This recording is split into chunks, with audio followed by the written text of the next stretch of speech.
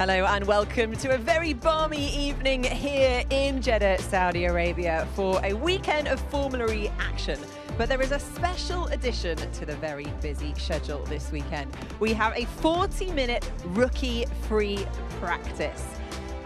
Now the drivers are managing to warm up. There's Tatiana Calderon in the Lola livery and Jamie Chadwick, three-time W Series champion, who is going to be racing for Jaguar TCS Racing during this session. So we've got 11 drivers in this rookie session, all trying to prove their skill and performance, because this opportunity doesn't come around very often. We have seen rookies picked up in tests like this in the past to give themselves a guarantee seat in Formula E, but there is everything to play for. I'm delighted to say that joining me now we have 13-time Formula One winner David Coulthard, and alongside Katie Munnings, XE and E1 driver. Guys, this is a really big opportunity for these 11 drivers.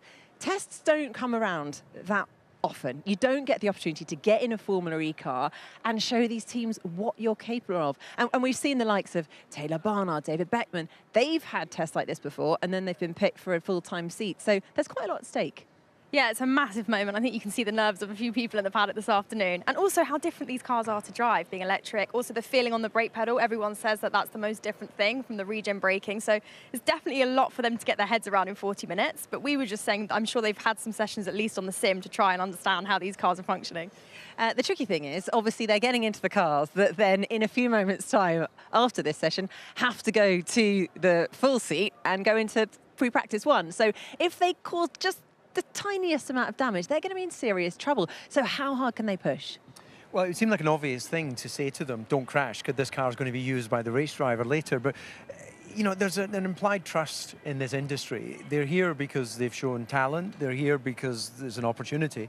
And you can never go into a race car thinking, oh, don't crash. Yeah. Or certainly I never thought that way. I crashed a lot of times. But you've just got to go out, and this is the opportunity, exactly as you've just stated. This could make someone's career. Yeah, well, let's take a look at the 11 drivers who are stepping into this rookie-free practice session, because we've got some big names. Former F1 driver Daniel Kivat. We've also got F2 champion Theo Pourchaire stepping in. F2 drivers like Jack Crawford, Zach O'Sullivan. Earlier, three-time W Series champion. We've got some big names. This is, I would say, pretty up there. It's like one of the biggest tests we've seen in motorsport. DC?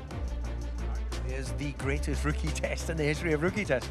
But I think all, you know, fair play to Formula E for giving them the opportunity and the platform to get out there and have a crack, because this is not sort of go out and, you know, see whether you like driving a Formula E car. This is a chance to impress.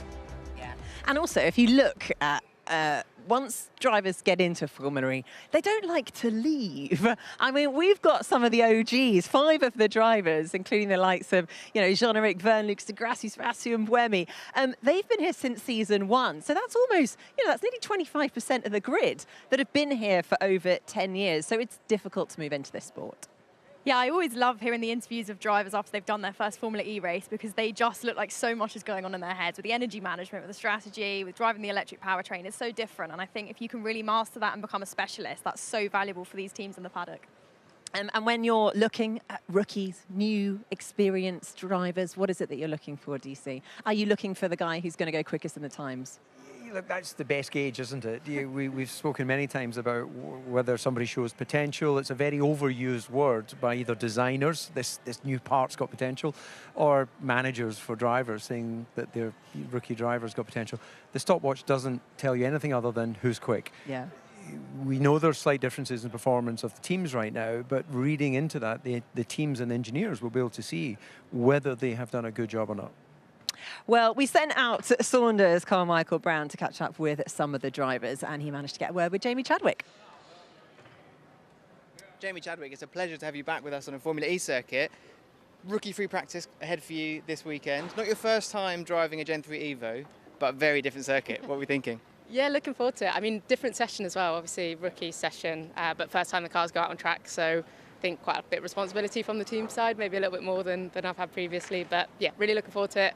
Glad I've already had a bit of a taste for the car in Jarama, and yeah, looking forward to seeing what this place is like. You're lucky to have a bit of experience across multiple generations of Formula E car. How much better is the Gen 3 Evo? Because it certainly looks better. I mean, it feels better. It's impressive how far. I don't know if it makes me feel old or just shows how quickly it's developed, but it's really impressive. And yeah, the all-wheel drive and everything like that is so cool to see the difference. And yeah, it's a lot of fun to drive. All-wheel drive, all that extra power. You can let it rip here on the straights? We'll see. I'll try. I think just responsibility to do the best job I can for the team today and send them on their way for the rest of the weekend. But yeah, looking forward to getting a bit of the X350 and the all-wheel drive under my belt as well. Awesome. Thanks, Jamie. Cool. Thank you. Zach, so you're one of the talented drivers taking part in the rookie free practice session this weekend. First time behind the wheel of a Formula E Gen 3 Evo car. Excited? Yeah, looking forward to it. Something completely different for me. I've never driven a non-combustion powered car, so I'm really looking forward to it. Done my kind of sim preparation and can't wait to get going. How was the sim preparation? Did it give you a bit of a taste of what's to expect? I think so. It's obviously a new track for all of us, a track I've driven 4 corners of in F2, but the rest is new, so it's a lot of learning for me and the team. I think it's good we got an FP0 almost to feed some info to the team before FP1. What are you most looking forward to about driving? Especially the fact that it's your first ever electric race car. What are you really looking forward to? 2 things. Trying the X350, the four-wheel drive will be quite cool, I think. Never driven a four-wheel drive race car. And also playing around with some of the race management and seeing what that's about. Obviously, I watch Formula E quite a lot, and the races are very exciting, so I'm looking forward to trying that out. It sounds like you're going to have an unbelievable traction and acceleration experience coming your way. I will be for sure. Thanks, Zach. Cheers, thanks. Have a good one. Tatiana Calderon, it's great to have you back on the Formula E circuit, obviously taking part in the rookie free practice test today. Not your first experience, not just of Gen 3 Evo, but also of Formula E, because you did Gen 2 as well, right? Correct. I did my first test in Saudi as well, so I think good memories from that test, and hopefully it will translate today, although it's a very different car. What did you take from the test you did back in Madrid that you can bring into today? Honestly, it was such a great initiative from Formula E, and I think that's the reason I'm here today. So big thanks to that, and I think it's great to come into a team knowing that you've driven another car that is probably going to feel very, very similar, but that you have that knowledge, and then they can rely on you picking up good data for this special weekend. Okay. Obviously, you've got lots of experience in multiple disciplines, but when it comes to the Gen 3 Evo, what's it like driving it? What's the feeling? Well, the acceleration is crazy. I think the step up from the Gen 2 car, it's been huge in all aspects. Obviously, it's tricky on these tires, and I think this track that nobody has driven on it before in Formula E, it's going to be super tricky. The power boost, the boost charge that will be introduced as well. So it's a lot of variables, a lot of things to learn, and that's always the most challenging part. Looking forward to it, no doubt. Definitely. Awesome. Thank you. Thank you. Thank you. Thank you very much, Saunders. I mean, those drivers have a wealth of experience behind them, but ultimately, what can they do in the next 40 minutes in that Gen 3 Evo car? DC, who's your money on for being at the top of the timings at the end of this session? Well, I'm going to go with the team that's leading the constructors right now, because I think they have got budget experience and probably a simulator to top all simulators. So Thomas Preining, I would imagine, would be pretty handy.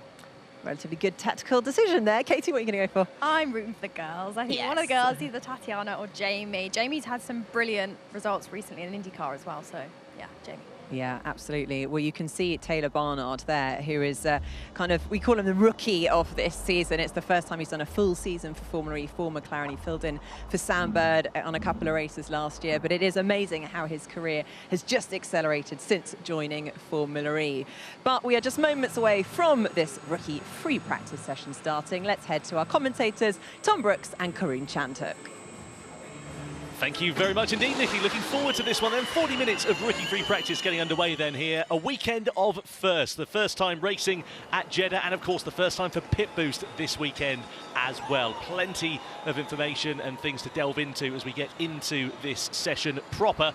But as the sun sets here in Jeddah, you can see the drivers heading out on track for the very first time. 11 teams, 11 drivers, 1 car per team, 1 driver per team. I'm very keen to see what is going to happen. So let's run you through who is driving where here today. In for Maserati, we've got Théo Pourchaire. In at McLaren, it's the Irishman Alex Dunn.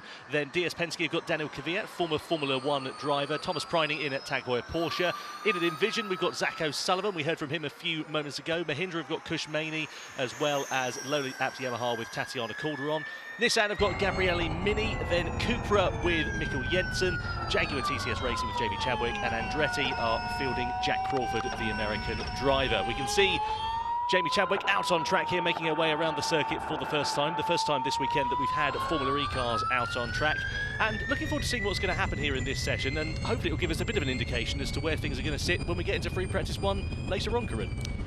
Yeah, listen, it'll give us a first look at the circuit. It'll tell us where the trouble spots potentially are, but you know, we have to keep in mind none of these drivers in this session are going to be competing for the rest of the weekend. It's the likes of Jean-Ric Vergne and Dan Tickton we just saw who will be the drivers in the cars. So yeah, but this is a good chance for us, of course, to have our first look, Tom, at this Jeddah Corniche circuit, the Formula E version of the circuit. Absolutely. I should say. Yeah, first time that Formula E has been here. We raced in Saudi Arabia since 2018, going to Diriyah, and then for 2025, as you can see, we're now here at this track. This circuit's been in operation since 2021 when Formula 1 came here. If you remember back to that exciting title-fighting race between Lewis Hamilton and Max Verstappen way back when. This circuit's slightly different, a lot shorter compared to the Formula 1 layout, quite a few more chicanes that have been added as well, and keen to see what is going to happen here this weekend. You can see we are right by the sea as well, so there's a fair breeze on the western coast here in Jeddah. And I wonder how conditions are going to adapt over the course of this weekend. It's actually quite cool in the air now compared to the heat that we had earlier on here today. David Coulthard also joining us in the commentary box. David, looking forward to seeing what's going to happen here for rookie free practice. Just looking at Jamie Chadwick out on track for the first time. And as we can see, also our first look at this Jeddah circuit. Yeah, great to be able to see this this new track. Big challenge for all, and I'm going to assume they have well simulated this prior to coming to the event. And of course, the good old-fashioned track walk with the engineers. It's always a good bonding moment, isn't it, to go around and sniff the tarmac, look at the curbs, and you actually can learn a lot from that as well in this modern world when we talk mainly about the sim practice that they do ahead of time. But there's something about getting out there and looking at the lay of the tarmac. Like, for instance, there you can see there's a drain that crosses over part of the apex of the corner. It's very difficult to simulate that grip change in the virtual world. And also, I think when you've got subtle camber changes or subtle elevation changes, things like that, it's quite hard to pick that up unless you do walk around the circuit or go around on a bicycle, for example. You know, then you can feel the resistance in your legs as you're pedaling around. So, absolutely, I think, you know, having that first look, and this will be useful for the race drivers as well, having a first bit of data from these cars going around. Yeah, the teams will absolutely be using it. So for the drivers right now, this is an opportunity for them to shine, to put their name in a positive light with their individual teams that they're testing for. But beyond that, selfishly, the race drivers that are not out there right now and their engineers will be going, right, what is the data we're getting? Have we simmed well in terms of you know, our prep and bringing tires in and things like that? Or do we need to go back to the drawing board? Absolutely. Nice to see Daniel Kvyat back out in a single-seater racing car for the first time in a few years. Raced with Lamborghini in the FIA World Endurance Championship over the last couple of seasons. Best finish of 10th at the 24 Hours of Le Mans last year. Not, though, his first time in a Formula E car. If you remember back to the Rookie Berlin test in 2023, and also the Rome Rookie Free Practice, he did a couple of sessions there for the Neo 333 outfit, now of course known as the Cupra Kiro team. So good to see Daniel Kvyat out on track here, making his way through turn 13. This is where the attack mode will be activated in the race. Yeah, and they'll start doing some early tests, including, you know, the pit lane entry, for example, because we have got a pit stop for the first time back in Formula E after many years since Gen 1. So, you know, they'll use this session at some point. I'm sure we'll see the drivers testing the pit lane entry, and we'll give the engineers a chance to start doing some number crunching on the pit lane lost times, and as well, of course, the attack mode. You know, how much time do you lose by running wide through that turn 13? Absolutely. Well, so just under 35 minutes left of this session. Let's get down to the pit lane for the first time this weekend, and indeed this season, to Saunders CB. He's catching up with Jake Hughes from Maserati. Thanks, Tom. Yeah, Jake Hughes, there's cars out on track, yours included, but you're not in it. Tell me about what you can learn from this side when you're doing a rookie-free practice session. Yeah, well, it's actually Stoffel's car driving, so he's sweating out the back there at the moment. No, Teo will do a great job, but no, for us, I mean, it's first race with pit boost this weekend, so there's a lot to learn up and down the pit lane for everyone. Obviously, it's kind of an extra practice session that we don't normally get, so trying to understand how we left the simulator in pre-event, how we arrived, or how we will arrive come FP1 later on. We should be able to take a head start already, and yeah, with Teo driving the car, I'm sure we'll be able to do that. I mean, you're testament to the success of this program, coming through as a rookie yourself into a full-time seat. So could we be looking at the future of Formula E ahead of us? Absolutely. I mean, for me personally, it was probably the rookie test I did in 2019 and 2020 is a big reason why I'm here now. You know, I learned a hell of a lot. I introduced myself to a lot of people up and down the pit lane. And yeah, fast forward a few years later, I was in the race seat, and yeah, I can trace that very much back to my first rookie test. So I'm sure the guys will be hopefully targeting that as well. Now, I saw you just a second ago when the car came in, first pit boost of the weekend. You were watching on like a hawk. What were you looking out for? I'm just watching to see our dash, and without giving too much away, trying to understand it's all making sense and working as it should really. But yeah, it did. Teo did a good job. It's his first one practicing that as well, and yeah, we'll already have some good data for that. All right, keep an eye on the time sheets. Thanks, Jake. Exactly. Thank you. Thank you to Jake Hughes. Thank you to Saunders Carmichael Brown down in pit lane there as well. As he said, completely right there. A testament to this rookie free practice sessions and how influential they can be in securing a drive. If Jake Hughes, as I said, didn't have those sessions for McLaren a few years ago, there's a high chance we may never have seen him on the Formula E grid. And I should imagine that McLaren will be looking quite closely at the Irishman Alex Dunn. Yeah, and you know, he's very, very quick, very talented driver. I think he's former F4 champion, isn't he, Alex Dunn, in the British F4 Championship. So he's got good junior Formula pedigree. Yeah, interesting to see how he gets on. Kush Maini here in the Mahindra, faster than anybody at the moment, and he was actually on pole here, Tom, wasn't he, in the Formula 2 race? I remember when we were here, David, you were here as well, back in April 2024, he qualified on pole, so he knows his way around the full circuit here, the longer version of the circuit, and so far he's done a very, very good job straight away. You can see the dust there just kicking up on the apex of the corner as Maini makes his way through that final chicane. 19 turns in total at this Jeddah Corniche circuit as Maini goes to the top of the pile by 1.1 seconds over Zach O'Sullivan down towards the first corner. Just seeing Kush pushing the limits there, getting a little bit out of shape through one of the chicanes. Edo Mortara, the driver who is normally behind the wheel of that Mahindra machine, just watching on with a wry smile on his face. Looking here at Jack Crawford, the American driver now in the Andretti, 19 years old, raced in Formula 2 with Dams last year, taking a win and 6 podiums. And he's also a reserve driver for the Aston Martin Formula 1 team, driver who's held in very high esteem. And American driver, American team, nice bit of synergy there, David. It is indeed. Great to see that they're getting more and more opportunities. I think that in the history of auto racing, there's sort of been the them and us, hasn't there? Historically, there's been very few Americans that have come over and tried their hand at European racing, but that's slowly changing, and definitely helped by having the American entry. Watching on board then here with Daniel Kvyat making his way through. This is one of the 2 final chicanes. So normally on the Formula 1 layout of this, you come out of that final corner as it is, then blast down this start-finish straight. But we've got 2 chicanes splitting it up. You can see there the pit entry on the left-hand side before the drivers actually reach that final chicane as well. So that's where they'll be going into the pit lane when we get pit boost in the race for the first time here tomorrow.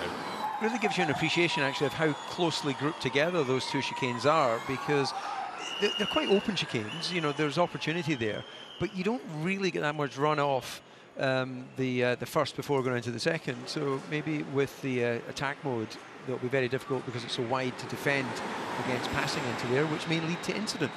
I wonder if Teo Porcher's had some sort of an issue, or have they just been testing the pit boost? Because he's not actually done a timed lap yet.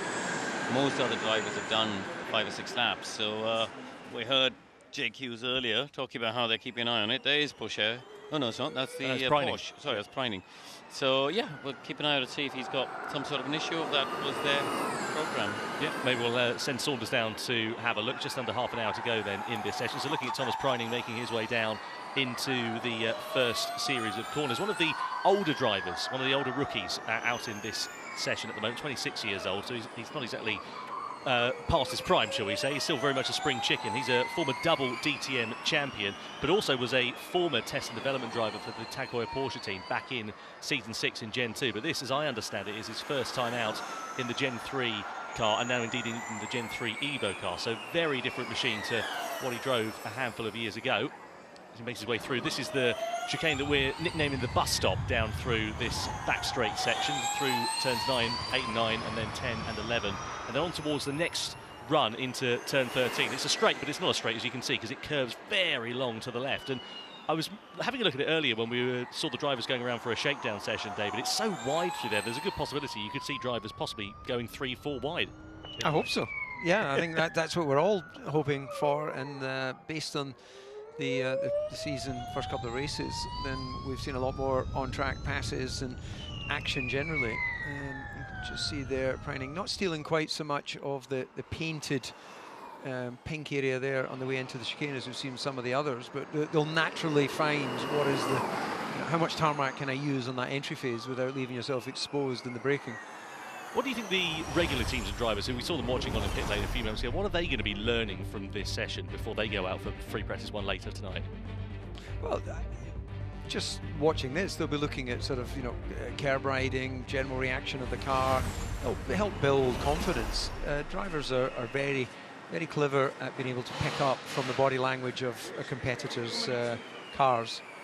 Well, there is current championship leader Antonio Felix da Costa with Preining out in his car at the moment.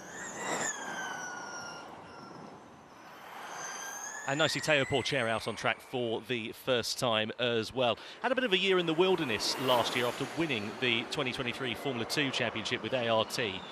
Formula 1 seat didn't come his way, and sort of sat here wondering where his next steps in single-seater racing are going to be. There's a good possibility, if things go well, that maybe a Formula E seat could be on the cards in the future. Yeah, absolutely, may well be. I believe he's got some Formula 1 opportunities coming up, again in a sort of reserve and simulator role.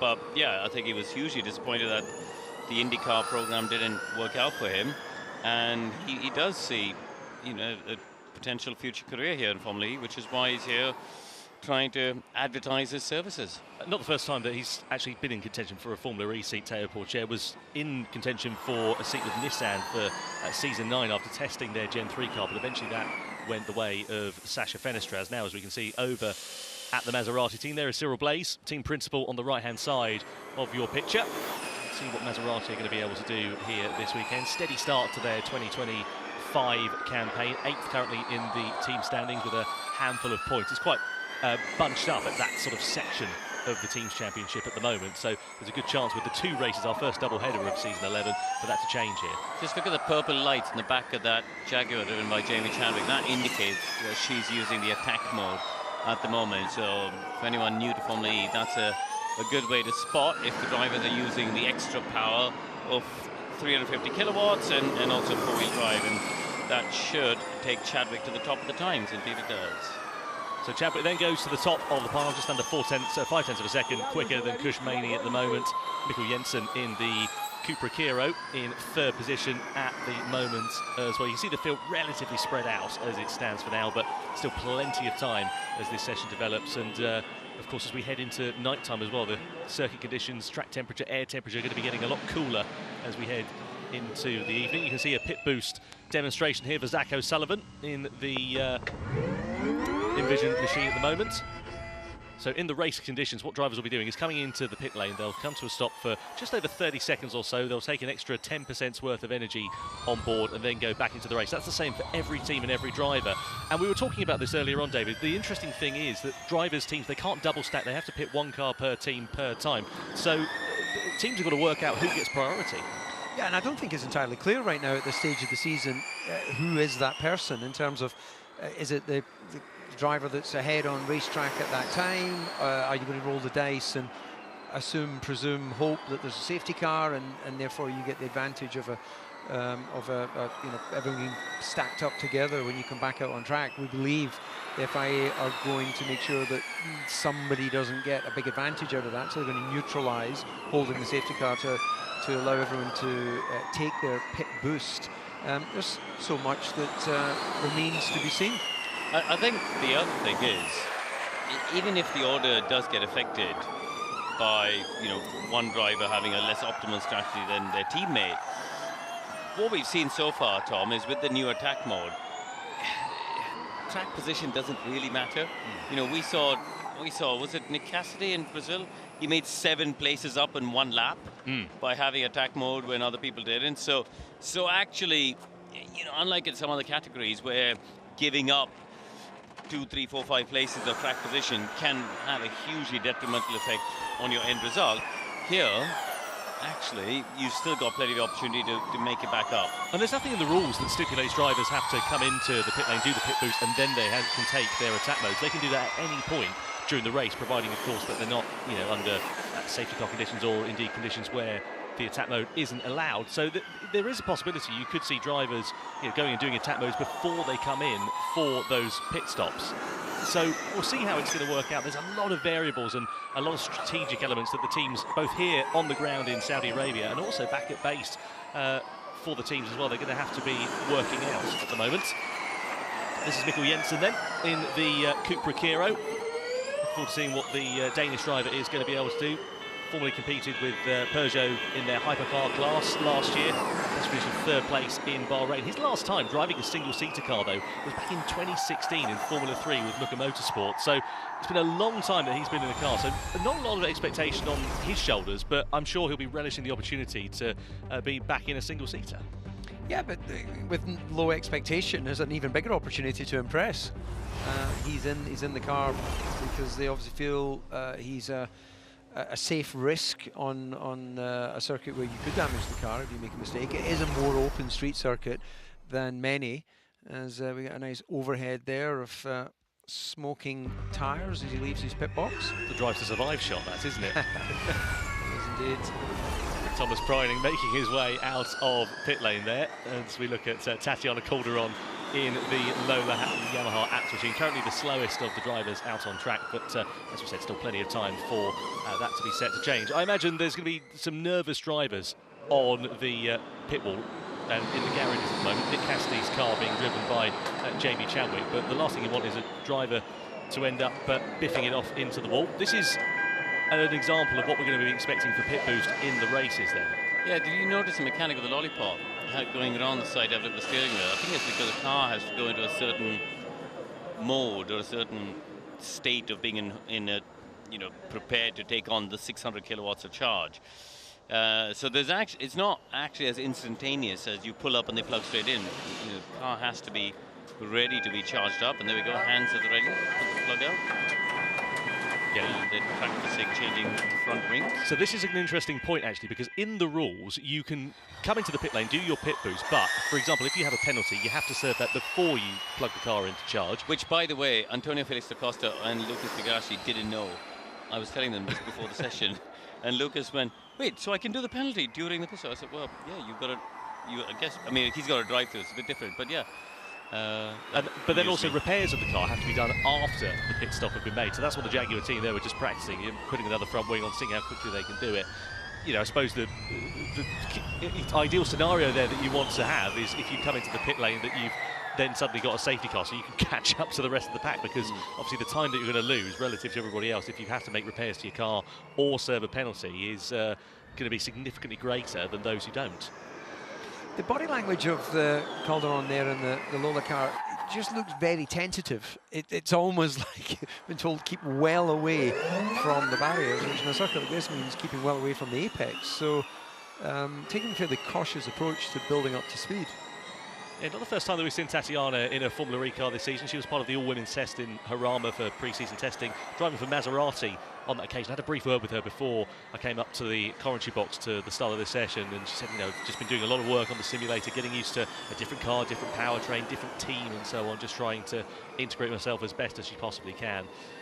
Anyway, just under 20 minutes left of this session as we see the drivers making their way through the final corner. This is Alex Dunn in the neon McLaren car, just coming across the timing line, ready to begin a build lap by the looks of things.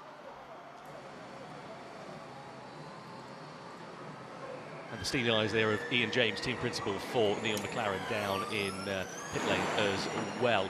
So let's head down to Saunders. He is in the Jaguar TCS Racing Garage with team principal James Barkley. I beg your pardon, sorry, we'll come to that a little bit later on. As a matter of fact, we'll look at Théo Pourchaire out on track, down in towards turns 1 and 2. Now, DC, in Formula 1, we saw this being so tight and bottlenecky during the first couple of laps in the race. I should imagine we're going to be expecting much of the same in Formula E. Yeah, I think if there's ever a place where drivers sometimes can have a moment of not quite being fully with it, it's in the first lap, first run to the first corner. It's a mesmerising moment, actually. You would imagine we would be sort of very present, but from lights out to getting through the first corner, in many cases, you're sort of an automatic pilot, which probably explains a lot of why we see some incidents. Yeah. I was just trying to think.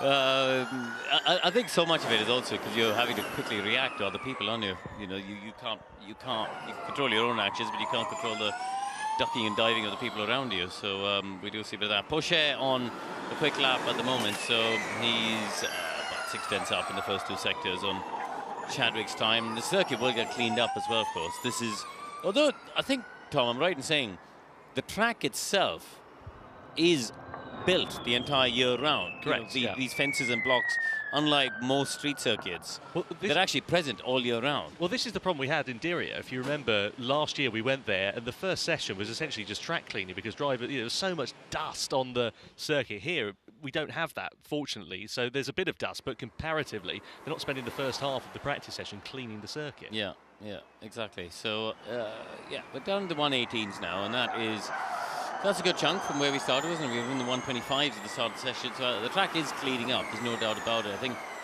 some of the estimates I heard earlier were 115s by the time we get down to qualifying with the dual and the extra power you get then.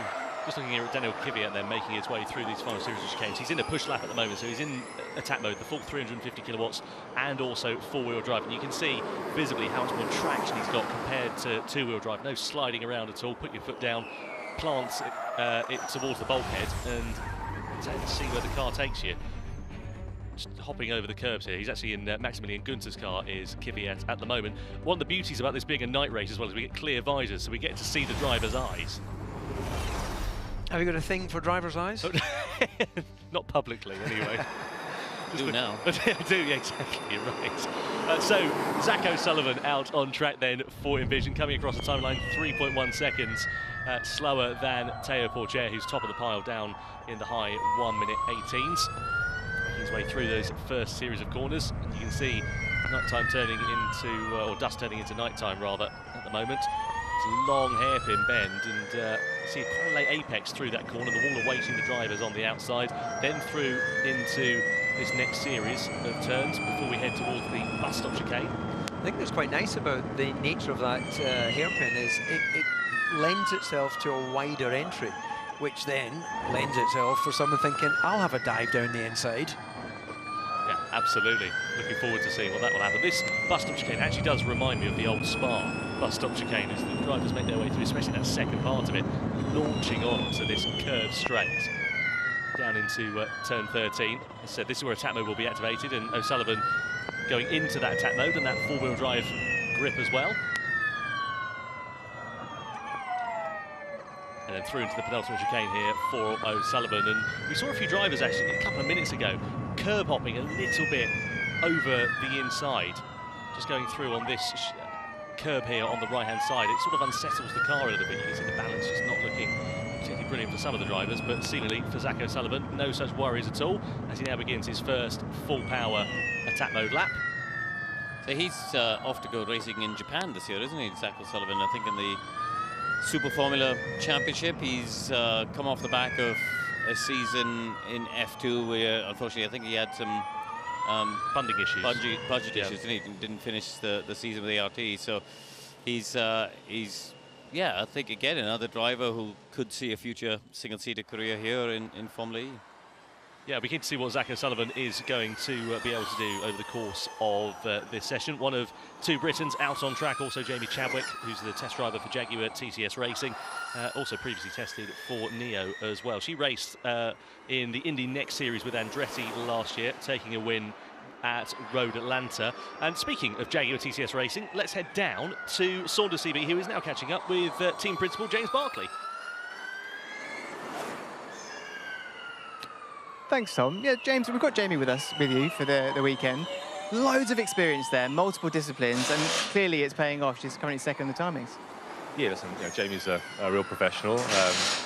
Arguably the fastest women in world motorsport at the moment, and just generally a fantastic racing driver. So, yeah, it's nice to have her back with us. Did a great job in her armour at the test there, and obviously she was with us as a rookie many years ago as well in Marrakesh. So she's had a bit of mileage in the Gen 2 car, and now a couple of outings in the Gen 3 car. It's great to see her building confidence. What sort of data are you getting from this session that can then go into the rest of the weekend?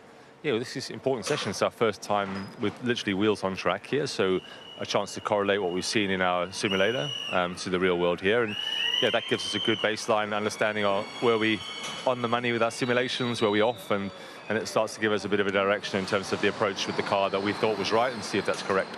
I noticed something that's going to potentially be quite instrumental when it comes to the pitch stops and the charging, is that you use the example of changing your nose at the same time. That has to be done within the rules after or the pit charge itself, but that's good to get that practice in early doors.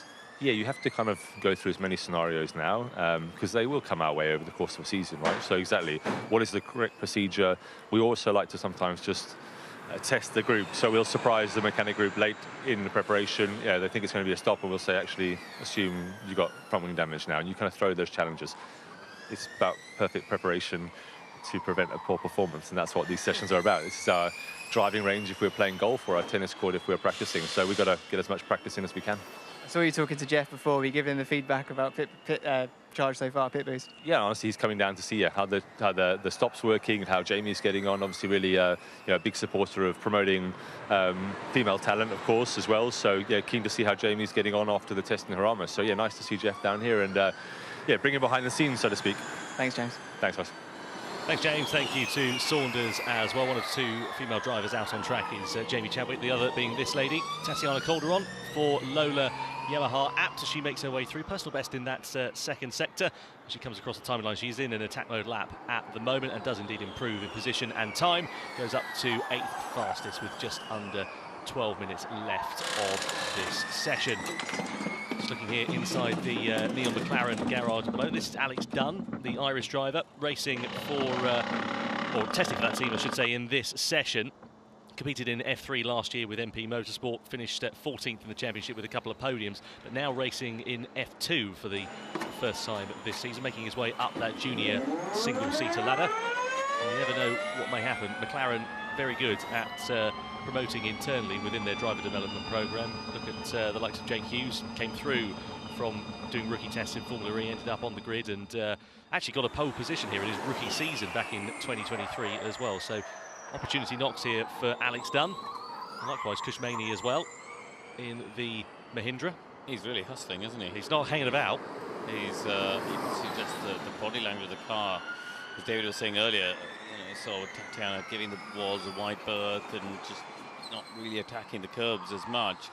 And in contrast, you see Kush really hustling the car around. And what's he done there on that lap? On 20.3, which is, if you consider lap time in the 300 kilowatt sort of race mode, that is probably the quickest lap we've seen in that mode. Yeah, his personal best lap time in this session for Kushmani at the moment. So, David, we're now in night time. The sun has set here at Jeddah. It means the air temperature, the track temperature is going to be dropping a little bit. Is that a help or a hindrance for the drivers? Well, I think it's more, in terms of the driver, it's about what the tyres are doing. The contact patch, the track will still be rubbering in, cleaning up. They're unlikely they're getting much, I wouldn't have thought, overheating of the tyre crew, and you've got a bit more experience of how these tyres actually perform out on track. But really, it's with the amount of lighting you have. My experience of driving under night lights in Singapore and my final year in Formula One, you're just so focused on all the really important things, like where am I braking, what apex am I heading for, and how quickly can I get the throttle on exit. Yeah, I mean, the tyres this year are different to what we've had in the past. They are a bit softer, both in terms of construction and compound, I think. So you do have to manage a bit more than you needed to last year.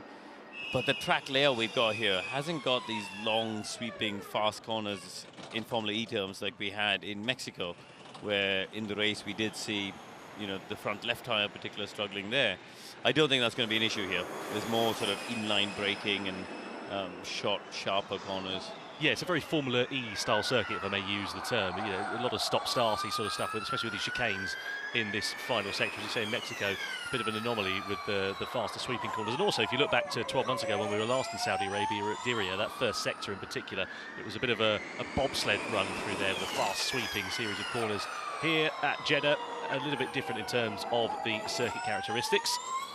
So looking here at Jamie Chadwick making her way through that final chicane and across the timing line then here. She's in a push lap and attack mode lap at the moment. You can see that indicated with the magenta lights at the back, which turn to blue, and she improves in time up to third quickest. Mikkel Jensen also on an attack mode lap at the moment in the Cupra Kiro. See what he is going to be able to do as he comes out of the final corner and across the timing line. Currently second fastest, was fastest overall in that second sector and goes faster still in the third sector. So now we're coming into the final stages here of this rookie-free practice session. Drivers beginning to turn the wick up a little bit.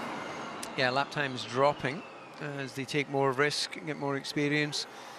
And, well, this is the moment for them to really start shining as we get into the last several minutes of this test. Board here with Kushmani then. Out of the final corner he comes, just beginning to start on a build lap at the moment. Goes across the line, fourth quickest then for him as it stands. Let's have a look at a super slow-mo replay of Thomas Preining then in the Tag Heuer Porsche. A bit of a snap of oversteer on the apex there. Yeah, he's over the front tyre on the way in, so it looked to me like it was pushing, and then as inevitably everything slowed down and the front picked up grip, the rear said, oh, okay, now we're the limit. And you saw this sidewall shaking as the tyre actually slid across the surface of the tarmac.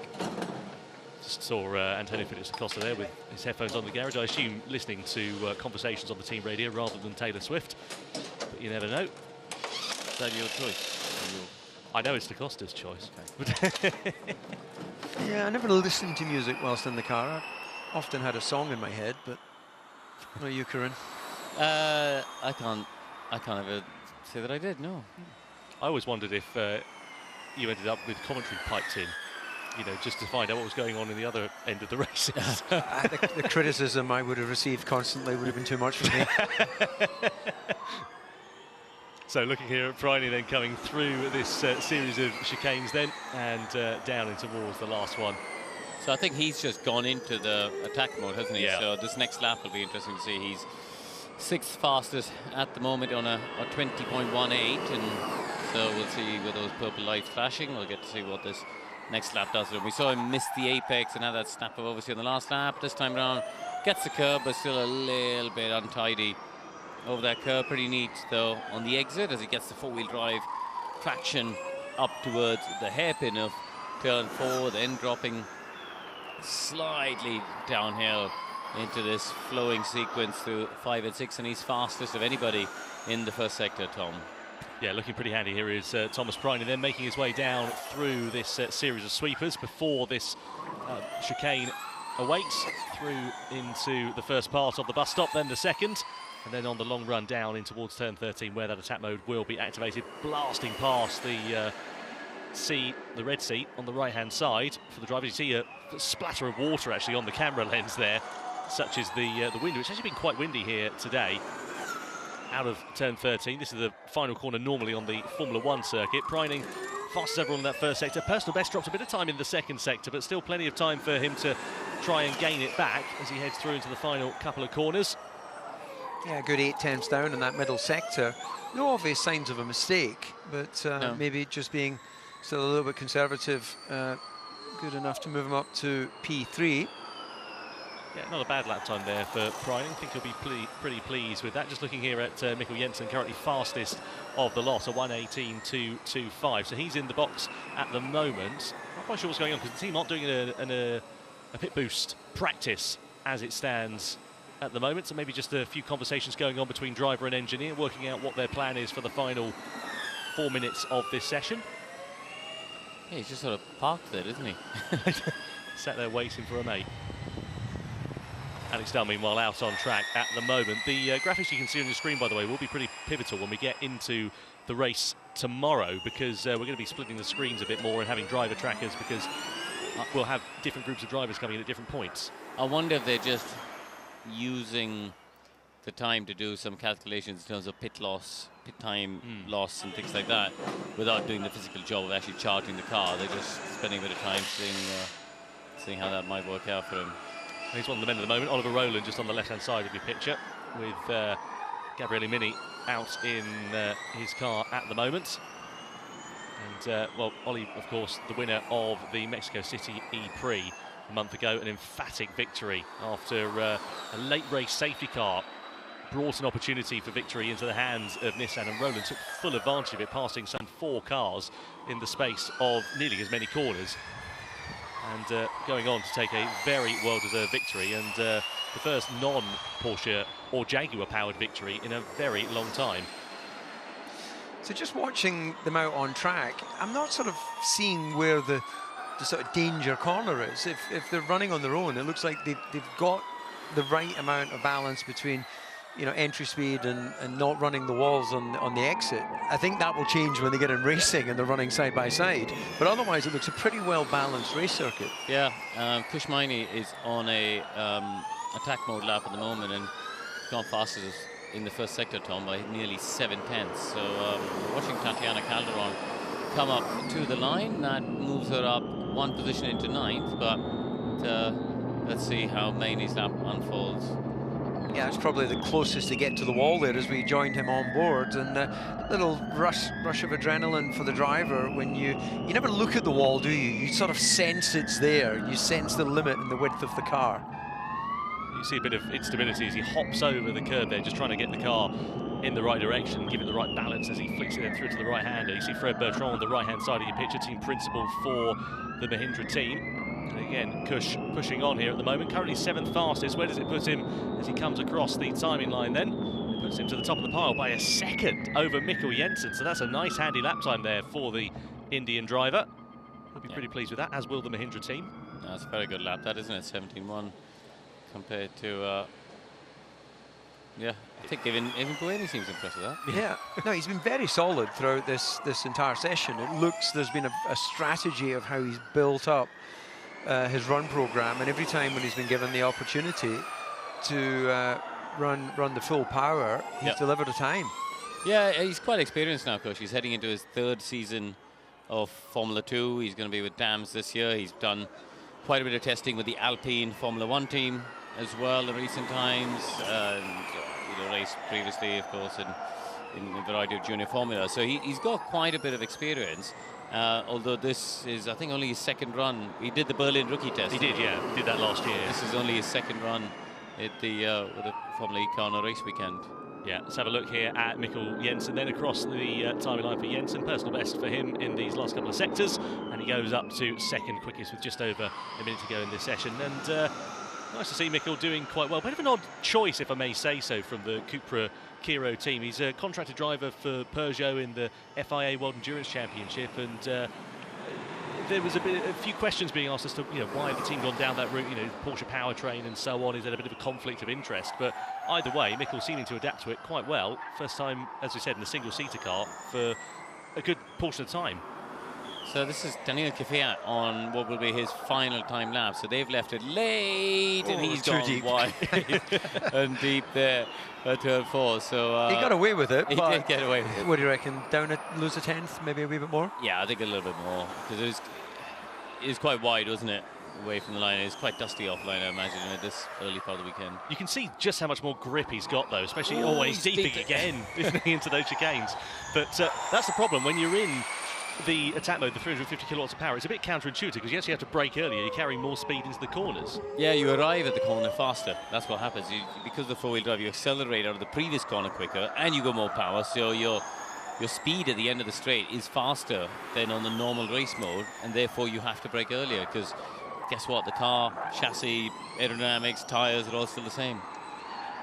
So Kvyat then through the penultimate chicane, past the pit entry line, and then down and towards this final one. It will be a personal best lap time here for the DS Penske driver, but let's see where it puts him on the timing sheets as the checkered flag is now out. It waves for Kvyat then as he comes across the line. 8th quickest he is, and he goes up to 4th fastest at the checkered flag. Gabriele Mini also on a bit of a flyer here as well for the Nissan team. 2nd quickest he goes at the end of this session, but a flurry of lap times. The timing screen's lighting up like a rental car dashboard at the end of this session here.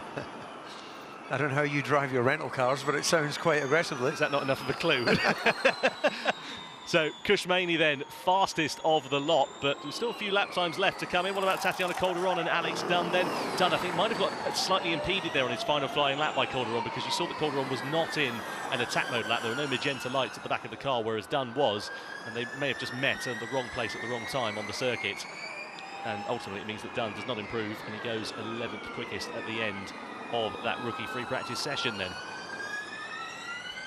So there we are, done and dusted for rookie free practice here at the Jeddah Corniche circuit. Jamie Chadwick down in 9th place in the Jaguar TCS racing car. I was expecting maybe a little bit more from her, but perhaps the Jaguar team having a different run plan at the end of this session. Yeah, that is the thing to see. We've got no idea how much they're given a free rein to just go out and show their skills, and how much of this is extended practice session, as we see contact there, actually. A bit of bodywork coming off, and a complete misunderstanding between the two drivers. This is a pet hate of mine. Anyone driving slowly on a racing line, I think that should be illegal. You know, lifting off on the straights in the appropriate way to allow overtakes, but clearly a big misunderstanding here. Well, yeah, we were saying about a different run plan. That certainly was not part of the run plan there for Jaguar and also for Envision. Of course, 2 Jaguar-powered teams, Envision being the customer, and a look of disbelief on the faces of James Barkley and Nick Cassidy, and Nick having to just take the headphones off there. We think that may have actually been after the checkered flag, possibly, as well. No, I think that I saw it come up yellow. Yeah, it might have been, but it was on the last time laps anyway. I saw it come up yellow on the timing screen as Jamie jumps out of the car. Well, the thing is that obviously for Jamie, she should have had the race engineer on saying there's a faster car behind approaching, you know, just be careful of that, and maybe that was the case, or maybe it wasn't. Either way, the upshot is front wing damage on the number 16 Envision car.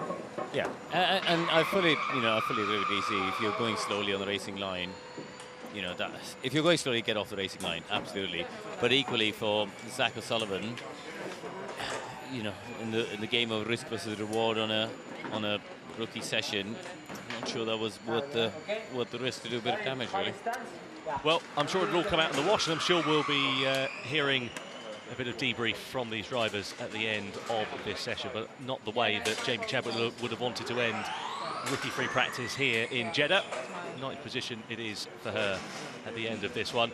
Thankfully, no severe damage to either the Jaguar or the Envision at the end of that one. And now that long debrief begins, but not that much time between now and when we get free practice 1 underway. So how long is it, Tom? It's just over 2 hours. Okay, there we go. So, yeah, thankfully, no hefty repairs for Envision. Just a bit of front wing damage there.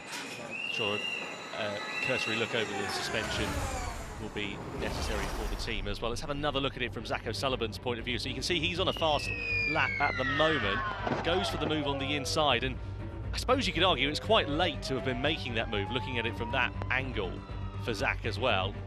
Arguably, if Chadwick was on a slower lap, you should say that she shouldn't have been on the racing line, but nonetheless, it was quite a late lunge to the apex of the corner.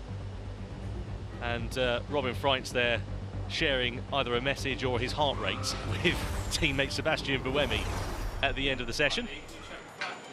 Zach O'Sullivan then ends up 6th fastest for the Envision team at the end of rookie free practice as he jumps out the car, the British driver. Solid session for him nonetheless, as Corinne said earlier on, racing in Super Formula for 2025, also part of the Williams Academy, so he's got his fingers in a fair few pies in single-seater racing, it's fair to say, for the Briton. Yeah, I don't think he's part of the Williams Academy anymore. I beg your pardon. Oh, well, he was previously then, at least. Along with Jamie Chadwick, but I don't think he's there. No, she's an ambassador now. Changed roles within the Williams scope. But Kushmani then, fastest of the lot as the drivers make their way back into pit lane then at the end of the session, thankfully for the regular field of 22 drivers who will be heading out on track for FP1 a bit later on, the track will be a little bit clear and slightly more rubbered in than it would have been otherwise without this rookie session.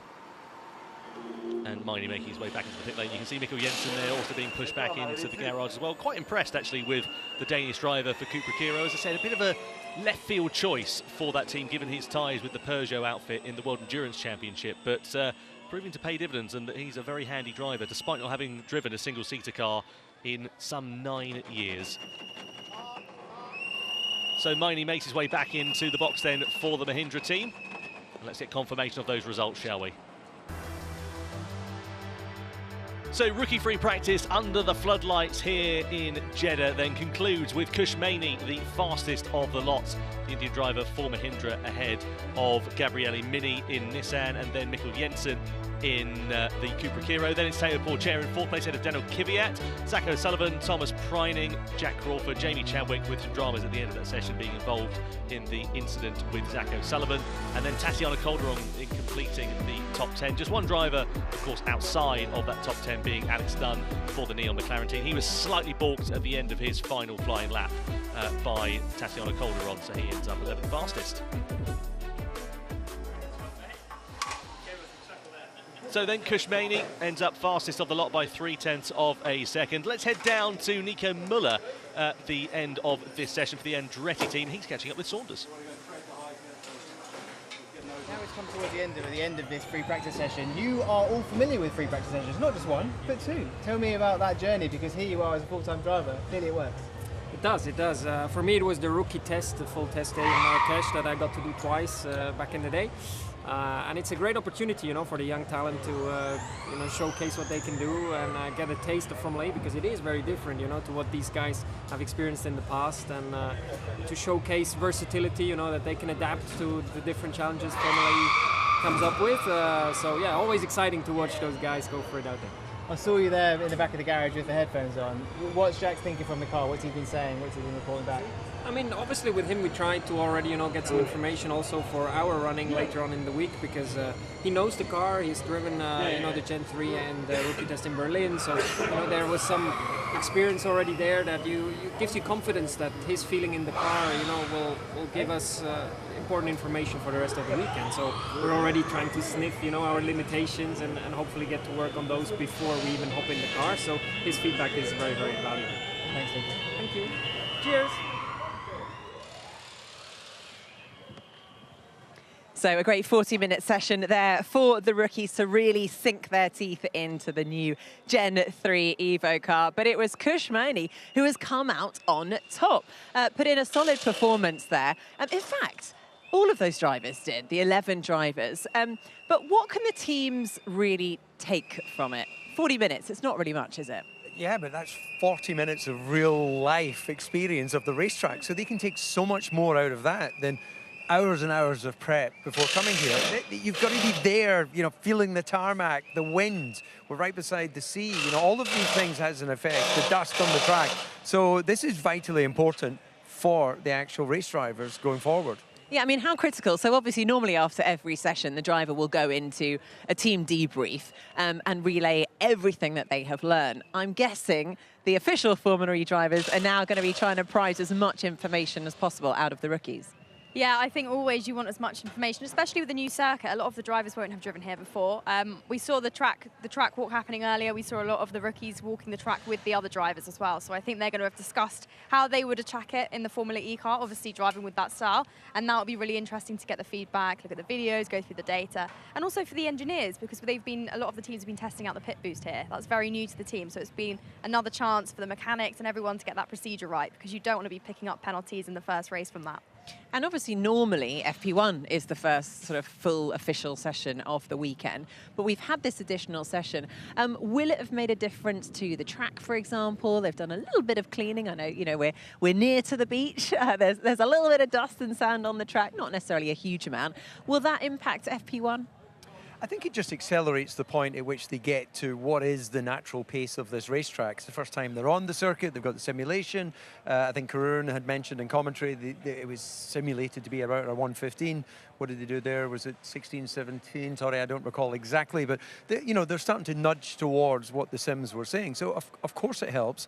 For the poor rookies, though, they're going to feel like they're a sponge in a bath. They're going to get wrung out for all the knowledge from the race drivers to try and get an edge when they go out in their own practice session. Now, we were treated to a bit of action on track, a bit of contact between Zach O'Sullivan and Jamie Chadwick.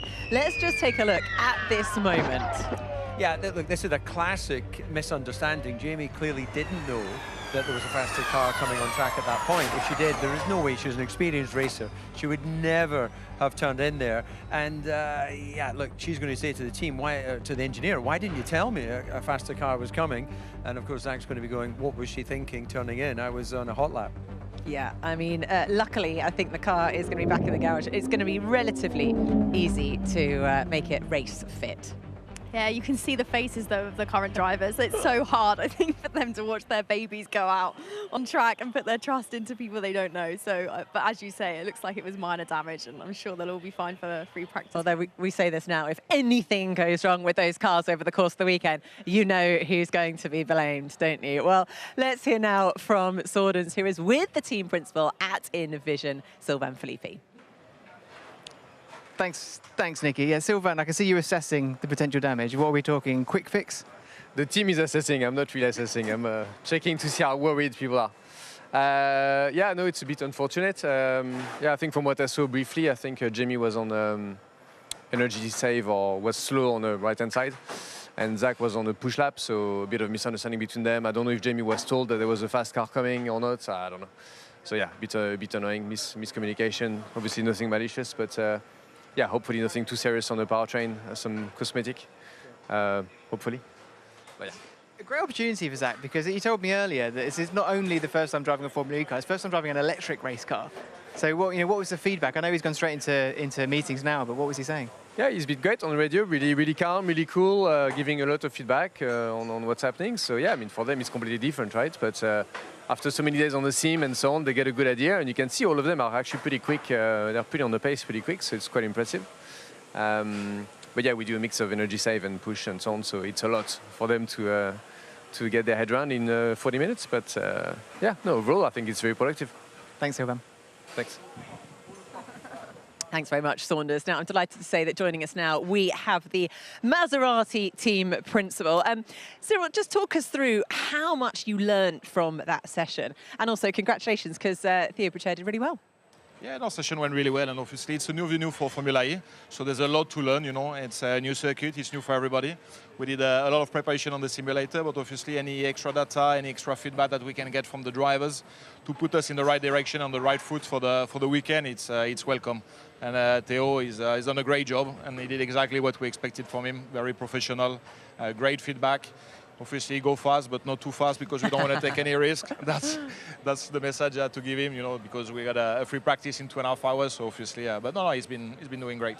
Yeah, it looked really good. I'm actually just curious to know, between the simulation world and the reality, it can change, of course, depending on, you know, condition of the tarmac, dust, and all those sort of good things. So how close was your sim prep to where you ended up? Yeah, we were not too far. I think one of the big guesses that we had to take is the level of grip, which is a big factor, you know, when we do a simulator preparation, because other track that we know well, you know, that we've been racing before, you get a really good idea, you know, and you got existing data, so it's very easy to correlate. Here we've never been here in Formula E, so we all had a bit of a guess to see how much grip there will be. We know it's a high grip track, but our guess was pretty good, because the lap time were not too far out what we expected. So brilliant. Well, Cyril, we will let you go, because I know you're in the middle of a team debrief, so thank you, and good luck for the next session, because we haven't got long to go. It's also interesting, because obviously it's the first time that we've seen any teams take to the track here in Jeddah, and it all went relatively smoothly. Yeah, absolutely. It actually felt to me that there's a bit more space on this street circuit than some of the other tracks they go to. Well, let's find out, shall we? In 2 hours' time, join us live for the first FP1 session here at the Jeddah Corniche circuit. It's going to be a good one.